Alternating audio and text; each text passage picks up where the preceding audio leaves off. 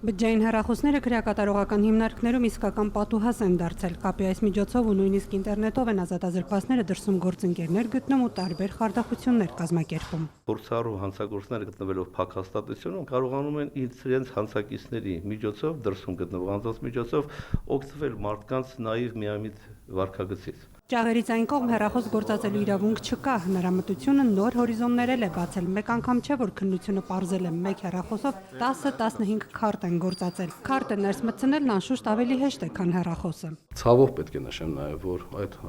բջջային հեռախոսների կամ ցանկացած այլ արգելված իրեր առարկաներ նաև թափանցում են կամ թափանցում են քրեակատարողական հիմնարկներ, նաև մեր ծառայողների միջոցով։ Նախորդ տարի միայն 6 աշխատակից աշխատանքից ազատվել է հենց այդ պատճառով։ Իրավապահներն անհանգստացած են խարդախություններն այս ճանապարհով աճի զգալի միտում ունեն։ Այս խնդիրն ըստ Օսիկյանի աշխարհով մեկ կա, պայքարում են, ուժեղացնում հսկողության մեխանիզմները, նաև խլացնում են հեռախոսները հատուկ ծրագրերով։ Յուրաքանչյուր տարի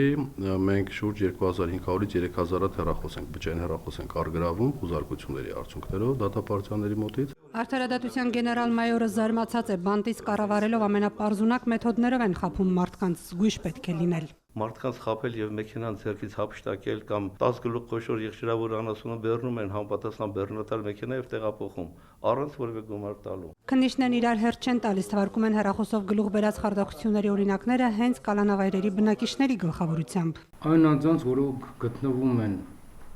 մի վայրում,